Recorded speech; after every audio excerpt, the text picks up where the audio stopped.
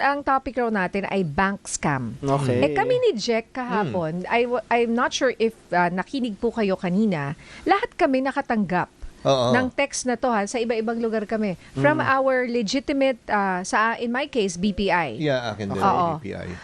Na BPI reminds you that your 6,225 points will expire today. Please visit this link to redeem your rewards. So lahat po kami, pati po yung dalawa doon nakikita nyo sa likod nyo, nakatanggap from their BPI number. Kami nangyari dati, nung 2024, may Presscon.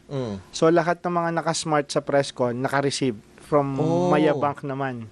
Ang Presscon nun, it's an anti-scam Presscon. Tapos in-intercept kayo. Paka-ironic naman nun. On the same spot, naka-live yun, kapihan kay Marichu Villanueva. Hi, Marichu Villanueva. Sa Manila. Parang yung mismong head ng CICC, yung predecessor ni Yusek Aboy, siya pa yung nandun, nag-message. So, nananadya ata yun. Alam na meron kayong Presscon. At that time, bago pa lang yung IMSI catcher. So, that was around November 2024. May mga nahuli na. Yung ginagawa kasi ng IMSI catcher na yan, naka-mobile yan, naka-kotse. So, lahat ng dadaanan niya kapag sinet niya ng 2 kilometer radius, lahat ng kung sinet niya, kung lahat globe or smart, pwedeng sabay. Pag dumaan na yan, kaya iisa yung message, pareho, copycat. Pag dinaan niya na ng ganun yan, lahat ng mga sinet niyang number, parameters, makaka-receive.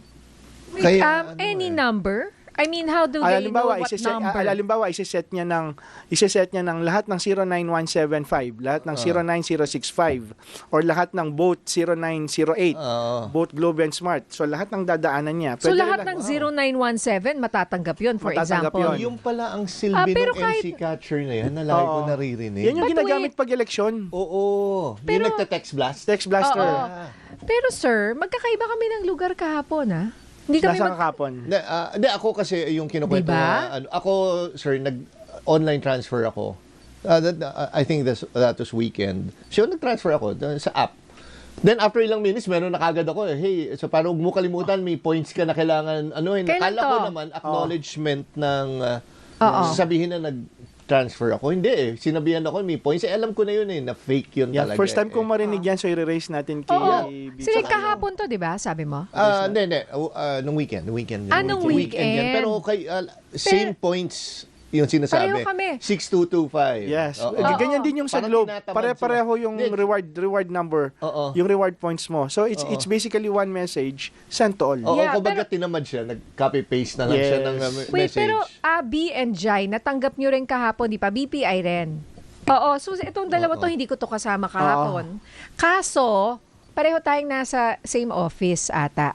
Kaming tatlo. Yes. Same office. So, dumaan sa dito labas. sa ABS-CBN. Actually, hindi lang isa yan. Mag-iisipin na isa yan. Kasi halimbawa yung nauli dati ni PNP ACG, 17 na devices. Sabay-sabay. Yun nga, partner, to be fair sa BPI naman, whether kahit anong bank yan, yung same points na sinasabi. BDO, Maya. Sabi nyo nga, sir, is GCash. Same points. So talagang, pero sir, paano nila na-hijack yung Yung 2G kasi hindi siya secure. Okay. So ito yung mga ginagawa ng government to address kasi nga nasa 5G na tayo, di ba? So yung 2G, it's basically SMS, yan yung sinauna. So nakakagawa sila, naduduplicate nila yung cell site. Parang nagagaya nila. So doon, pwede nilang hindi lang mga bangko, yung mga legitimate number, bangko, agencies, basta any SMS, pati number mo kung alam nila, pwede sila magpadala, lalagay nila yung pangalan mo, gamit yung number mo. Wow. So ganun siya kadelikado. Kaya ang ginagawa ng DICT ngayon, although marami pang hindi ready, I think by next year, ibaban na yung 2G. Si Bangko Sentral ng Pilipinas naman, nag-issue na ng deadline sa June 2026. Kailangan tanggalin na yung mga SMS-based OTP. Okay. Paano nila, sir, i-send? Let's say yung Union Bank ngayon, automatic sa app. Kasi lahat dapat ng transaction mo nasa app. Wala nang... Kasi doon ka nangyayari dahil ang ginagamit ng mga bangko, kapag binigay mo yung OTP mo, parang binigay mo yung susi ng bahay mo. So technically, kahit social engineering siya, meaning dinisib ka, di ba, na hindi mo naman kasalanan, they will consider that as a legitimate transaction. Yun yung lagi yung lahat ng biktima, halos ng biktima, ganun nangyayari, whether it's voice call, kapag mag-credit card nakapag-upgrade ka, whether it's na may napindot kang link at nakapag-input ka, di ba, sa mga pananakot. So, hopefully by June, di ba, by June, wala nang SMS OTP. Right now, si Union Bank ang gumagawa na yung OTP mo nasa mismong app. Okay. And then device-based na kaya yung sinasabi namin para lahat ng transaction nyo, kung naka-iPhone kayo or kung naka-Android kayo, make sure na gamitin nyo yung biometrics Okay. device. Oh, yes. Kasi hindi nila maano yun eh. Hindi nila magagaya. And then, at the same time, make sure na yung phone nyo, i-register nyo sa bank. Ingat lang kayo, huwag nyo mawala yung phone nyo, di ba? Yun, actually, yun kung nanakaw yung phone mo. Tsaka sir, di ba, minsan may mga app na pag kunyari, pag kinlik mo ba, sabi yun, natatakot din ako. Although, lahat naman ng bank apps ko, nasa phone din. Yun nga lang, minsan natatakot ako na baka pag may kinlik ako, magkaroon silang control dun sa phone. Hindi. So far naman, yung pinaka safe talaga, it's app transaction. Kasi lahat ng mga scams dito, kaya based yan sa link, kahit yung QR, link din yan eh. So internet transaction siya. Meaning, mobile internet, nasa website. 'Di ba? Kaya lahat nasa app. Kasi mas safe ka sa app. Pati yung OTP, yung mga verification code na sinasabi, hindi mo dapat tinetext yan, sinasabi kahit kanino. Kasi yung 4 to 6 digit verification, which is the OTP, pinapasok mo lang yan sa app. Okay. Kaya hinihingi sa inyo yun. Yun, Kaya yung scammer nakapasok na doon sa app mo nandun na. Pagka once na tinext mo yun sa phone, yun sila na magkaka-access magkaka-access. Mamaya hindi mo na ma-access kasi sila na yung nandun, nakapasok na sila. Kaya nga no? So anytime may kausap ka na parang 'di ba, hindi mo namang usually ganun Marami kasing practices yung mga bangko ngayon. Well, nandyan na yung OTP, di ba? Yung isang practices pa yung call kasi from 2023 to 2025, sinuyod talaga natin na huwag ka magkiklik ng link. Paulit-ulit yan. Hindi tayo nagsasawa. So, nung 2020, pagpasok ng 2025, ang unang tumaas, call scam. Talagang lumipad siya. Ano yung call scam? Tatawag sila, magpapakilalang bangko at mag-offer ng credit card limit upgrade. Nangyari sa akin yan. Alam niyo, muntik na talaga ako. Grabe. So sa psychology, ang pagkakaiba, alam na ng mga kababayan natin, pag unknown prepaid number na may link scam. Kaya lang may kausap ka At eto pa kung bakit siya ganon. Let's say, alam mo, ang gagaling nila gagaling. Nangyari to sa akin, pandemic. English speaking. Magaling. Mukha talagang kala mo legit. Tapos, yun nga that time po, I was really changing my card. I wanted really to upgrade my card. So, nagkataon that I was really talking to my bank, hey, I want to go to upgrade my card. Nagkataon, may tumawag sa akin. Akala mo yun So, akala ko, legit. Ganyan yung nangyari sa staff ko. Siya pa yung gumagawa ng mga deck ko, di ba? Siya yung gumagawa. So 80,000 BPI din. Tapos? Kasi doon ko na-discover, kaya yung isa sa mga communications namin ngayon, at isa rin sa mga inaayos natin, yung mga bangko kasi, nag-e-employ yan ng mga third-party agencies. Whether for collection, yan yung mga may issue ka sa collection, di ba? Hinaharas ka. At the same time, telemarketing, yung mga nag-offer ng mga promo, including, especially, credit card limit upgrade. So, normal practice yan ng mga banks. Kaya kapag may tumawag sa iyo at credit card user ka, kukunti lang naman yung mga may credit card dito So, kung may credit card user ka at may tumawag, nag-o-offer ng upgrade, nangyari na sa akin to dati. Papatulan mo. Without you knowing na habang kausap mo, nililimas na. Kaya yung card card number mo. partner, Mina, sabi ka dati, may naikwento ka sa akin. Yung sinabi na, may gumamit ng account mo, so kailangan mong access to. Ayun pala, yun na yung scammer mismo. Nagbigay sa'yo ng warning, di ba? Kasi sabi mo nga, tatakutin ka Di ba meron silang, yan ang ginagawa nila sa'yo Or minamadali ka, di ba may mga red flags. May FOMO kasi, fear of missing out. Within 30 minutes lang yung offer. Mag-decide ka na ngayon. O yan, pag may mga ganyan. Yung mga tatakutin ka, yung FOMO, di ba? Kaya, ang dapat nyong gawin, kapag let's say na biktima na kayo, kailangan within 15 minutes. Ganun, dati 30 minutes ang sinasabi ko Within 15 minutes, tawagan nyo kaagad yung bangko nyo. Kasi, actually, late na nga yung 15 minutes Pag na-realize yung na-scam kayo, tawagan nyo kaagad kasi may AFASA law na tayo. Meaning, yung mga bangkong to, pag ni-report mo yung scam, kung saan mo tinransfer yung pera Pera. mo, Mm. pwede nilang i-freeze under a FASA law within 24 hours. Oh. For investigation. Kaya tatawagan nyo, kaya lahat ng mga scam data na kay BSP. BSP, yung request ko po, yung volume para malaman natin. Sa ano lang yan, sir? Sa bank or pwede BSP Sa mga dapat- bangko and e-wallet. And e-wallet as well. And Pwede e-wallet yan as well. Sa kakilala mo, Kasi ang partner. daming, ang FASA law natin, yung anti-scamming law, ginawa yan para at least ma-hold. Kasi ang daming money muling, nagbebenta ng mga fake e-wallet accounts, mga Yes. fake banking accounts. So nakakagawa kaagad sila, na-hold. Sa Singapore, police yung merong power to freeze the account na suspected of scam. Okay. Dito BSP eh. So Ah. kaso kaya importante na pagtawag nyo sa bangko nyo, mag-request ka kagad kayo na i-freeze yung account na yon dahil mabilis yung transfer niyan. Mm. Ay, nako, minuto lang. Ay, minuto Oo. lang. Ano na kagad? Kaya lang Oo. kasi, yung tinitingnan ng mga law enforcement natin, may mga paper trail kasi yan eh. 'Di ba? Ang masama dyan, kapag from bank, naging crypto na siya. Mahirap nang habulin. Pero kasi pag tinransfer yan, winidraw, makikita mo na may mga ways sila to investigate. May CCTV, saan mo winidraw, anong ATM, di ba, sino nag-withdraw. So, kung saan man tinransfer yon, hahabulin mo ulit yung account na yun, saan tinransfer. So, eto nangyari sa kakilala ko, no? So, tinransfer niya sa isang legitimate na bank account. Mm. Oo. And then, yung bank account na yun, tinransfer niya sa iba-ibang e-wallet. Yun. So, dinistribute niya iba-iba. Kaya, yun nga pala, gusto ko palang hi Gcash, ganun eh. Gusto nga namin ipastop yun. Pero parang kahit ipastop yun, ang dami. Libo-libo naman yung mga numbers nila. Yeah. But sabi ko sa loob-loob ko, kahit isa lang ma-stop mo or dalawa. Oo, Still, makaano at pa. least na-stop Yeah. mo yun, ano? Yung dalawang klase lagi yung scammer. Kapag let's say yung organized crime, ito yung grupo na. Ayan, ganyan yung mga method nila, 'di ba? Para hindi talaga matrace. Pang-organized yung nakascam Pag hinuli yan na na-locate ng PNP-ACG or ng NBI or ng PAOK, ang resulta niyan, ang nare-raid, mga scam hubs. Mga right now, dati 200 to 300 employees yan eh. Oh. Ngayon, nasa 12 mga cells na sila eh. 12 to 15 so employees lumiit na. na lang. Tapos nasa mga condo na sila, di ba? Ganyan na sila mag-operate. So meaning, they have the know-how to protect themselves, not to be identified. Ngayon, yung mga madaling mahuli, let's say, gusto ko lang kitang iskamen, pinadalang kita ng OTP para ma-access ko yung account ko. Madali akong mahuli. Kasi nag-iisa lang ako eh. Wala akong ways to basically cover my tracks. Kaya napaka-importante pong mag-report tayo as soon as ma-realize yung na-scam. Dalawa po lagi yan. Bangko at doon sa National Anti-Scam Hotline natin na 1326. Kasi wala pong suspect. Kapag PNP-ACG na po, may suspect ka na eh. Di ba mas madali yun? Pag wala kang suspect, sa 1326, para ma-process po yung mga information, ano ang kailangan yung ibigay?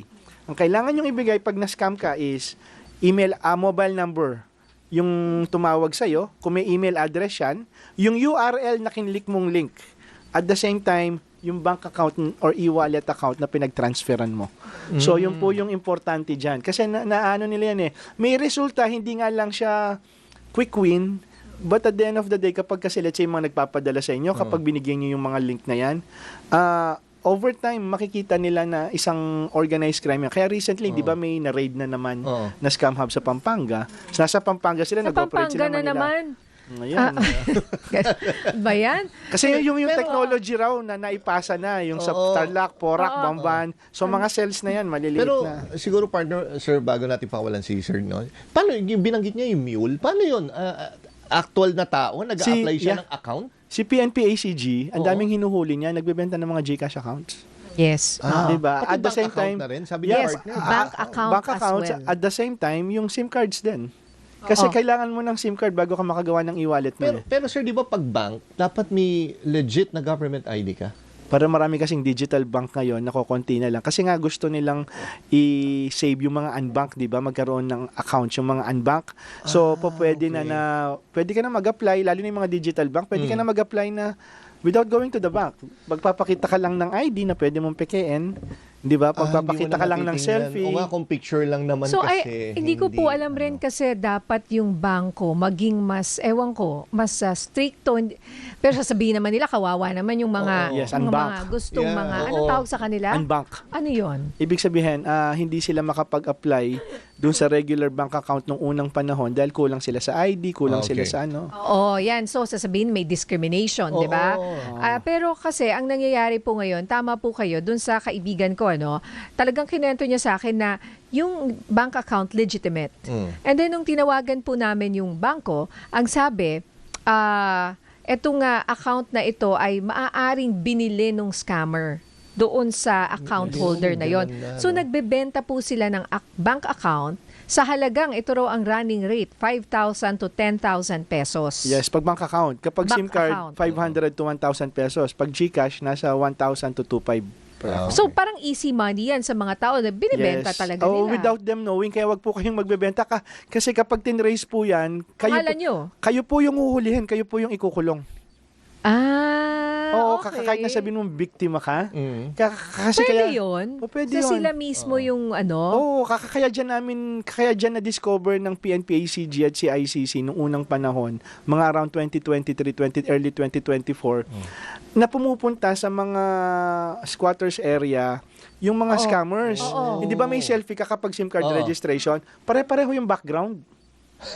Libo-libo, pare-pareho Grabe yung mga background. ano. So, doon na-realize na, okay, pipila ka, nandito sila, babayaran ka. Pero alam mo, ang sa akin nga, binibili talaga nila. Grabe sila. Oo, medyo na ano lang ako, doon sa mga e-wallet, di ko lang babanggitin. Yung, kailangan mo magdagdag ng bayad para proteksyonan kanila. I mean, ba't pa ako kailangan magdagdag? Trabaho nyo naman yan na proteksyonan. Ba't pa ako magdadagdag? Yeah, hindi kasama yung pagbibigay ng OTP doon, ha? Di ba? So, Okay. Okay, and sige, final na lang. Dahil sayang, wala na sayang. tayong oras. Pero balik na lang po kayo, tips uli, red flags that they have to watch out. Ay, yung mga red flags dito, tandaan nyo, yung mga bangkong yan, hindi kayo i-message isa-isa. Oo. Okay, lahat ng transaction ngayon nasa app. Pag wala sa app, pati mga messages dapat nasa app. Pag SMS yan, Viber, WhatsApp, any messaging app, scam po yun. Pag may tumawag po sa inyo, magduda na kayo. Huwag nyo na pong entertain. Kaya nga po yung attitude, yun yung pinupush natin. Sa mga bangko naman, ng mensahe ko, kaya tinanggal ko lahat yung mga bangkong sponsors pagpasok ko ng 2026. Ang mahal-mahal kasi, nung ini-invest nila sa cybersecurity. Para protectionan yung system nila, millions of US dollars. Pero ang sinasabi ko, hindi naman yan yung ina-attack ngayon eh. Ang ina-attack yung mga... Your clients. Yung mga Your kami, clients. tayo, di ba? Tayo, yung mga kawawa. So mag-invest din naman po kayo kung paano sila mapoproteksyonan at paano sila makakahingi ng tulong. Hindi ba? So hindi Alam mo ba ang sagot ng bangko sa'yo? Kasalanan mo yan. Naku, meron pa nga isang bangko, di ba? Nag-post sa social media. Sa statement nilagay, ang may kasalanan ay si Niñas Corpus dahil nag-click siya ng link. Wag mo na ako iba ka sabihin. Ako yan, I-deny natin. Hindi po ako yun, Example lang. Pangit naman yung example mo sorry. sa lahat naman ng tao. Binanggit yung pangalan dun sa official statement ng bangko. Imagine. So ngayon, ang ayaw kasi natin, kaya wala nagre-report sa National Anti-Scam Hotline. Pahiyain Hindi din sa ka pa. Kasi nagkakaroon ng victim shaming. Yun nga po ang hindi ko maintindihan. It's kasi pag nangyari yun sa kanila, kasi ako yung mga nakakausap ko na interview ko, sila po ay mga edukadong tao eh. Hindi naman sila tanga eh. Ang galing po kasi talaga nung scammer. Yes. Lalo na yung mga call scam. Oo. Di ba? Lalo na ngayon dati, nung 2022, 2023, mali-mali pa yung grammar niyan. Ngayon may AI na. Pag super perfect yung grammar niyan, magduda ka.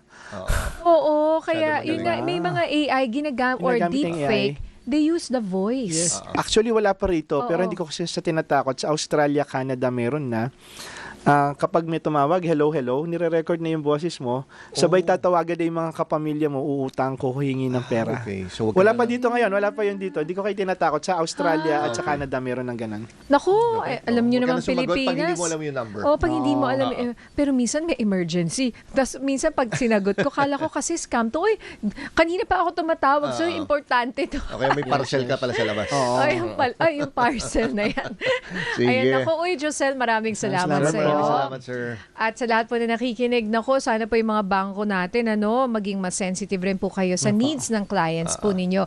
Sana meron tayong makuhang sponsor na bangko na ang kanilang advocacy ay pinaigting ang security sa kliyente nila. Na walang ekstrang bayad.